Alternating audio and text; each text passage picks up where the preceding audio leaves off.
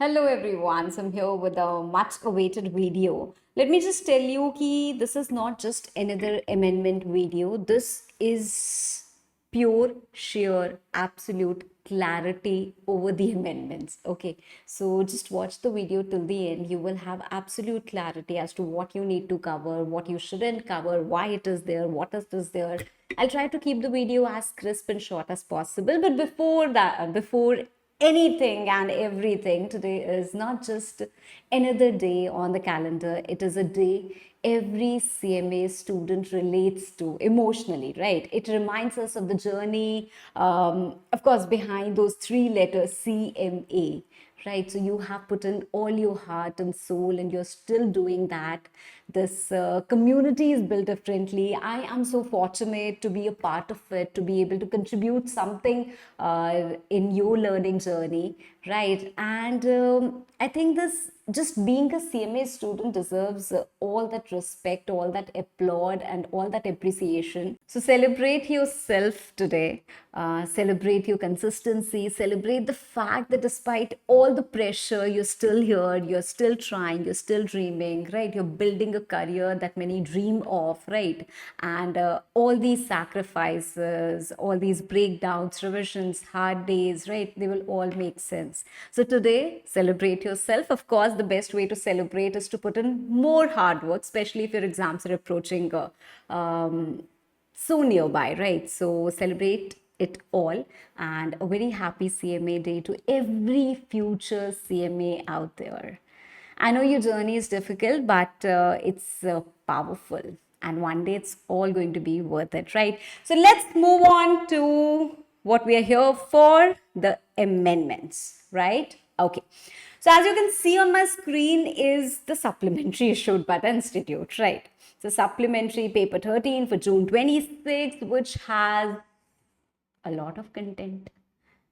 Do we need to study this? Yes or no? Is it going to be asked in the examination? Ma'am, is it making sense? This, that, right? There are so many apprehensions. So let's cut the chase and let's clear it all. This is the file that I have prepared.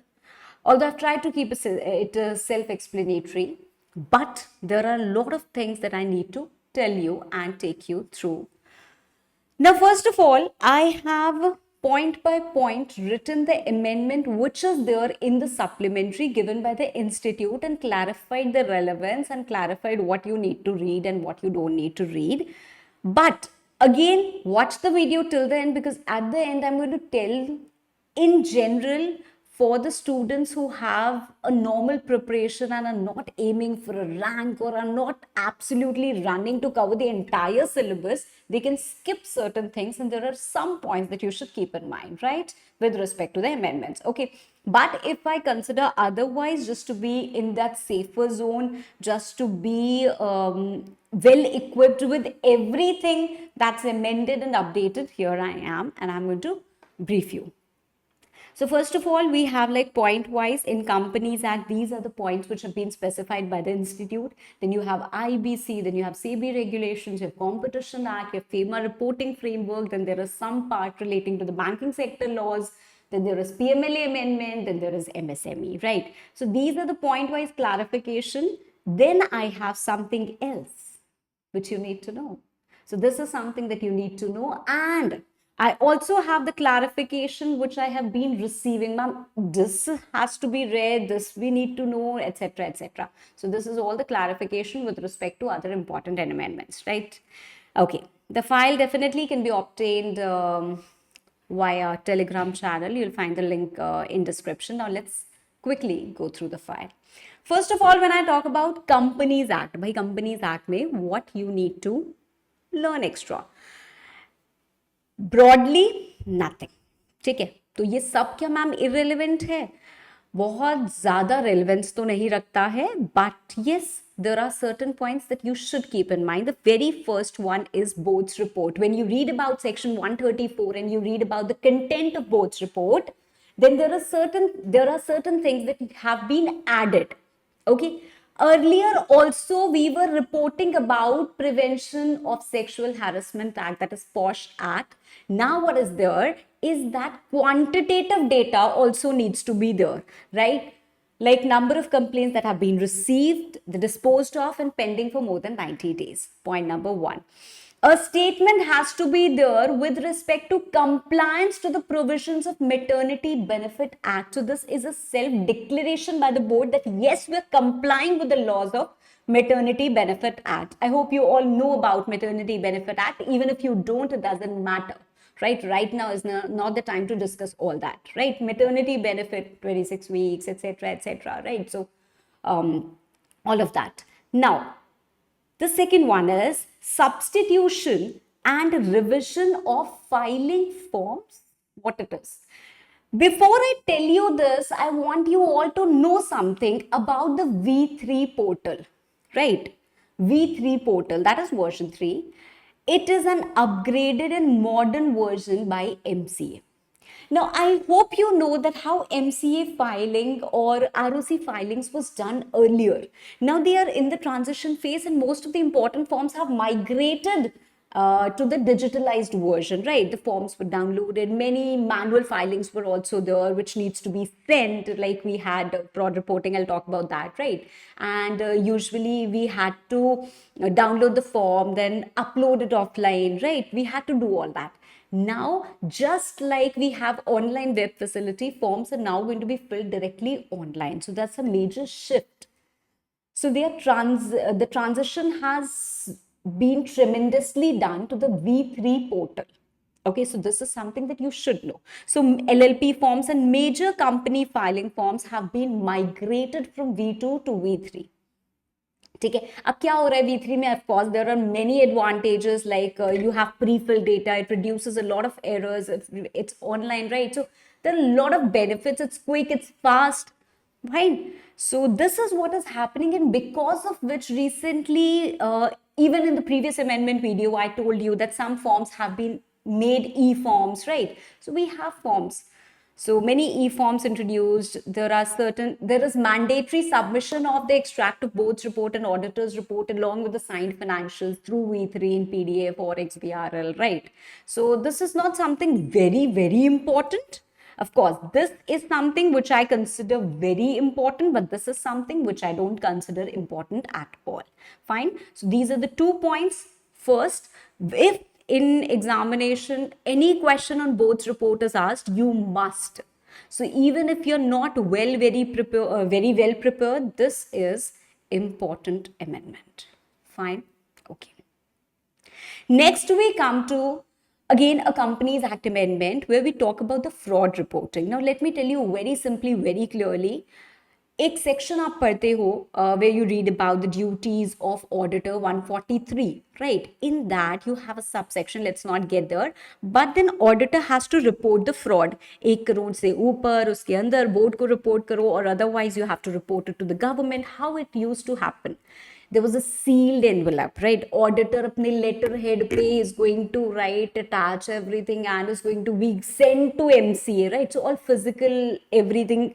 Now this has been digitalized. So duty of the auditor remains the same, but the procedure has become, what happened?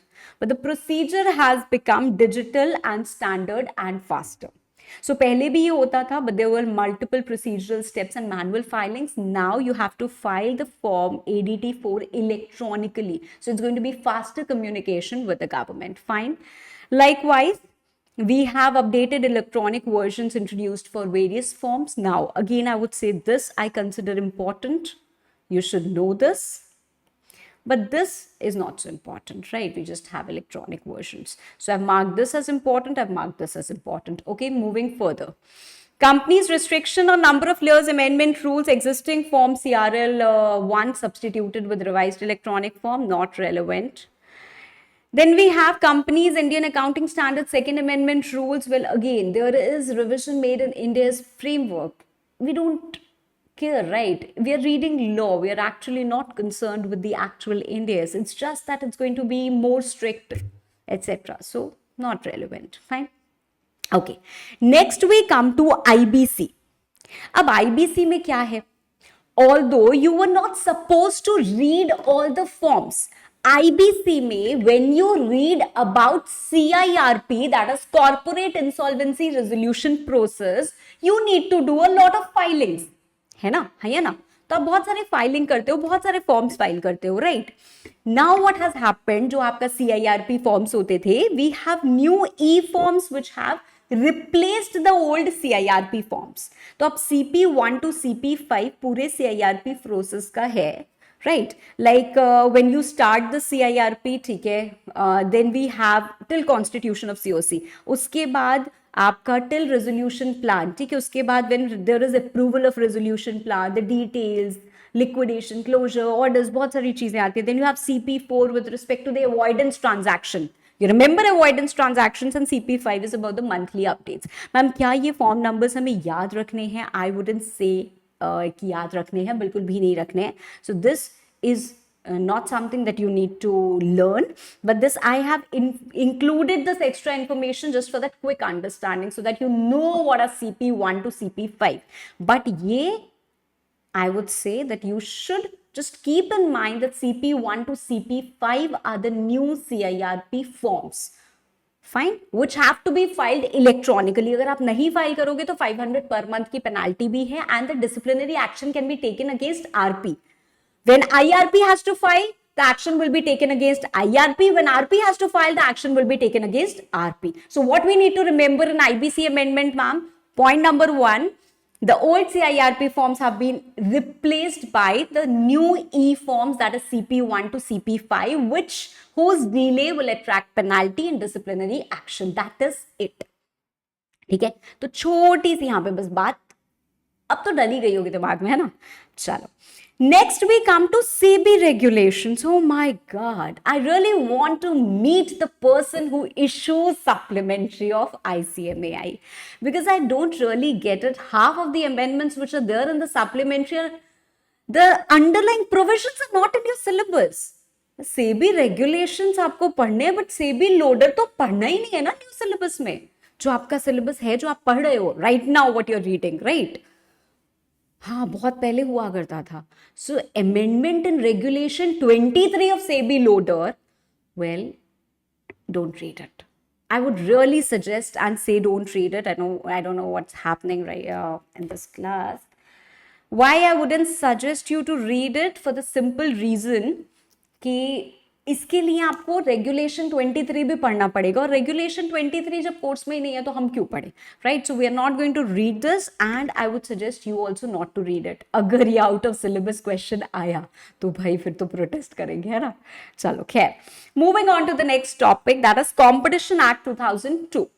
Now again, I would say the amendments which are highly relevant in Competition Act, the institute has not incorporated in the supplementary, right?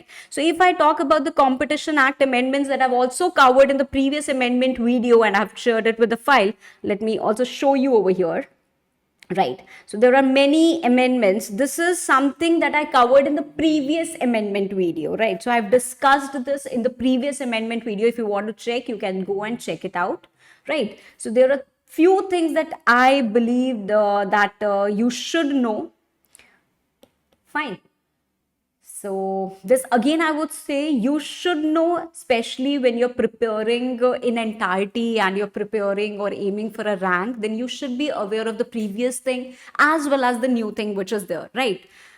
So students with full preparation should know all these, basically these three things I would say. The time limit for deemed approval of combination, then DVT threshold. You should know what is DVT, the basic concept, and the new procedure of inquiry. So these are the three things I would suggest you to know if you're aiming for a rank. Otherwise, institute even in their PTP is still following the old limit of 210 days of deemed approval. So institute has not taken the Competition Act amendment seriously still yet, right? So what should we do?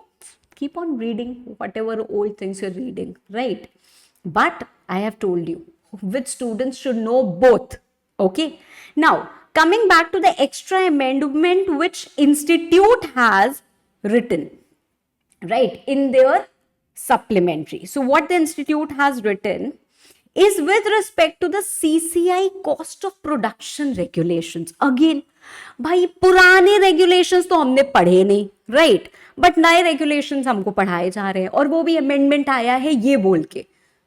To read the amendment, we should be knowing the underlying provisions. But now what you should know, Although old regulations were not a part of syllabus and hence new ones become irrelevant for us, however, you must know the following to prepare yourself for a safe preparation. Okay.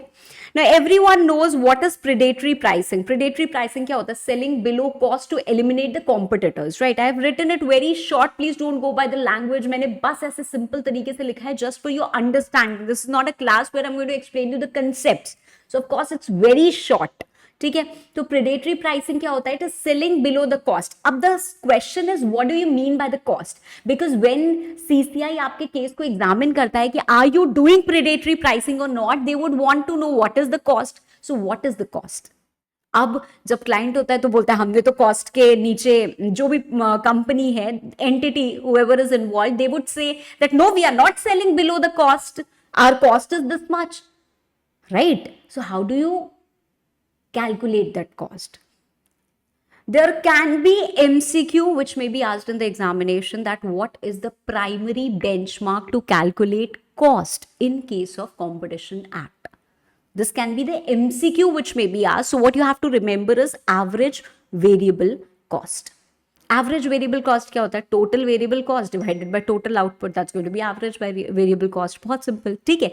However, is this the method that we are going to use? क्योंकि बाकी क्या effects सबकी संक है, right? Everyone, it may be different, right? But average variable cost जो भी आपकी आ रही है, that's how is going to be the benchmark calculation. But CCI, that is the authority, can allow other parameters also, provided there is proper documented justification. We are taking average total cost. Maybe our average variable cost is not justifying the situation and ऐसा है वैसा है, हमारे case में ये है वो है, whatever, but proper documented justification. So regulations grant CCI to utilize alternative cost concepts also, provided there is documented justification. Now sometimes if I am the company, maybe the CCI is harsh at me and they're not understanding what the situation is, which industry do we fall in, right? Maybe they're not competent enough to get to the cost and they're not ready to accept. So there is one more thing. Expert advisors can be used by them and we can also demand independent expert advisors, right? Okay, and the parties may also demand the same.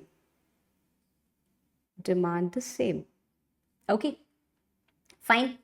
Okay, so I hope this is clear. Next we move to FEMA. What is the amendment in FEMA? Basically there is no amendment in FEMA, although I've written relevant because in past a question on this FEMA reporting has been asked. But this is not a recent amendment, I would say, right? If I talk about this FEMA reporting framework, back then in 2018, there was a RBI circular which had brought in this firms portal, you can say, basically, right? Now what's happening is there is complete migration to the firms portal. Firms portal kya hai? It is a government initiative, foreign investment reporting and management system. Now when do we report foreign investment? If there is a company incorporated in India, right? Now it is receiving some FDI. That means it is of course issuing shares to some person resident outside India, right? This is happening. Now when you do this, you need to report. Yes, we have read about form FCGPR, right? We have read about the transfer also, FCTRS, right? We have read about many things. Okay, now there is basically 8 forms, a lot of forms have been subsumed, and but still there are many which have not, except a few, I would say. So all in all, what you need to know right now, integrated electronic submission introduced for. Integrated means a lot of forms have been subsumed and there is one single reporting, right? For issue of shares to non-residents, for transfer of capital instruments, for downstream investment reporting. We have discussed this in the class also. Firms portal is not something which is very new. and this has been discussed previously also, so whatever you have read, that's sufficient, right?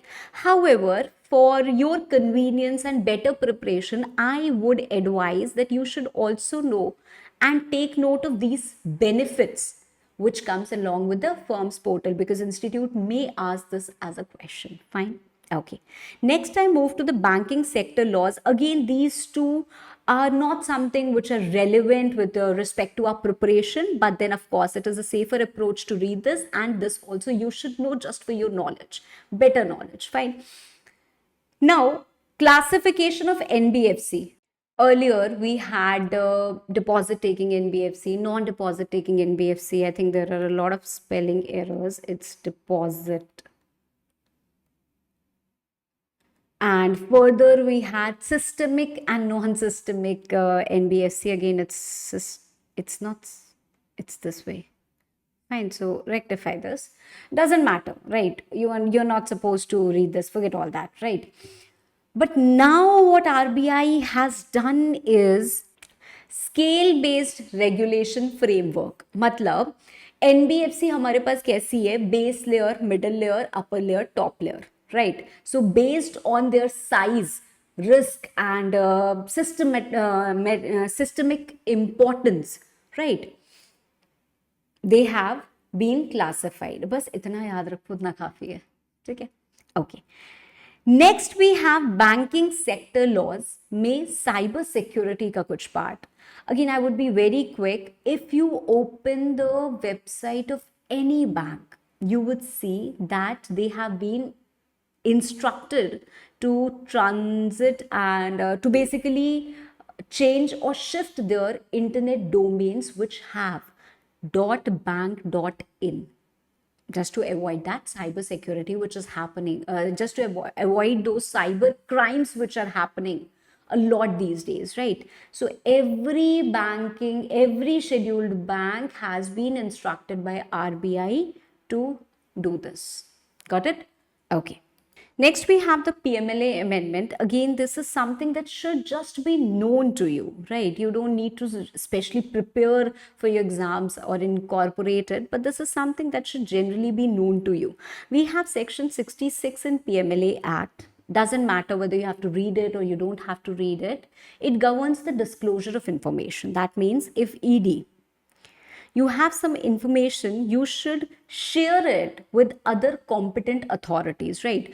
All the departments, whether it's income tax department, whether there is ED, right? Whether we have other agencies, they have to share vital information so that we can stop, prevent, and trace the financial crimes which are happening, correct? So Section 66 gives that power. Now, the Revenue Department of Ministry of Finance have issued a notification saying that Indian Cybercrime Coordination Center, Indian Cybercrime Coordination Center, so I4C, 4 C's are there, so I4C, that's what shortly it's called as, right? They are also going to be called as these authorized agencies, so they are also legally entitled to exchange information with ED and other money laundering agencies. Fine? Simple. Then we have MSME. MSME में classification criteria we have discussed in the previous amendment video also. I'm again going to just show it to you quickly. Where is that MSME limit? Yes, the revised one. Okay. Fine. So this is something that you have to remember. Okay. Likewise, we have combination also. This is the limit that you have to remember. This we have already discussed in the previous amendment video, so I have not incorporated it over here. Okay. Now this I've already told you. Apart from that, the things that are constantly in your mind, ma'am, small company definition, has it changed? Yes, it has changed. The prescribed limit has been enhanced from 4 and 40 crores to 10 and 100 crores, but it's relevant from December 26 attempt and onwards. So not applicable for June 26 attempt. Combination limit, MSME limit, I just discussed with you. Other Competition Act amendments, I've already told you what you need to do. Now we have one Companies Act amendment which you should know. Okay, when we talk about the section 233, जहाँ पे हम fast track procedure of merger पढ़ते हैं, we have read that we have rule 25. It is applicable. Fast track mergers can take place between small companies holding and its subsidiary and others as prescribed. What are prescribed? We have rule 25, which talks about the prescribed category of companies which are eligible for this process of fast track merger, right? In that, we had previously read about startup companies and startup and small company. What extra you need to know and you should know is unlisted companies with outstanding loans not exceeding 200 crores and no default in repayment. That means if there are two companies which are having a merger and both are unlisted companies and their outstanding loans do not exceed 200 crores and there is no default in repayment, well, they can use the path of fast track merger instead of the regular merger. Fine. Now I have actually made this language very simplified. This is only the amendment that I'm telling you. If you're actually going to prepare this well and you want to go deep, you want to dive in, you want to go in depth, then please refer to the proper. You can also check the website, right, and refer to the actual language and then prepare it well. Otherwise, you can write this simplified also. Fine. Next is holding and subsidiary. Here we talk about holding and its wholly owned subsidiary. Here we are talking about holding and subsidiary. But the transferor should be unlisted only. So even if they are listed or unlisted, it doesn't matter, but the transferor should be unlisted. Okay. Then subsidiaries of the same holding. So we have a holding and it has one subsidiary and the other subsidiary, even if they are merging, then also it is allowed. But again, transferor should be unlisted only. And lastly, transferor foreign company. That means in company incorporated outside India, let me tell you, with its wholly owned subsidiary incorporated in India. So these type of companies can take the route of fast track merger. Fine. Now, when you go for fast track merger, of course, there are conditions of fast track merger. In that, we read a lot of conditions, in that we read about giving of notice, inviting objection. So it also must be served to the sectoral regulator. Sectoral regulator, such as if you're a banking company, RBI is your sectoral regulator, right? If you're an insurance company, you have IRDAI, right? So likewise, RBI, SEBI, IRDAI, PFRDA, whoever is your sectoral regulator and the respective stock exchanges, if applicable. Fine. Because now we are also giving an opportunity to the listed entities, right? To other entities. Earlier, we were not giving that opportunity, right? So this also needs to be kept in mind. Fine. For other old amendment videos, if you're talking about like promoters contribution, ma'am, how many months, this, that, right, it has all been covered in the previous attempts amendment video. So you can check that out if you're not so well versed or not so updated. Fine. Hope this gives you the clarity. I have clearly told you what are very important things. This is, I would consider this as important, right? Competition Act amendments, I don't consider them important as such, right? This firms portal, of course, this is important. You should know it, but this is not ideally an amendment as such right away. Then this, no. This you should just keep in mind, and I've already told you, right? So basically 3-4 things only I've told you in the entire video. I know the video is quite long, but only 3-4 things are something which every student must know. Apart from that, you can skip a few things, you can take a deep breath, right? And just relax. If you ask me, ma'am, are there amendments? I would prima facie say no, there aren't many amendments, but of course, as a mentor, it's my duty to update you with everything, right? So that's why I am here and I've done that, right? Hope this brings you clarity. Once again, very happy CMA day to each one of you and wish you all the very best. Thank you.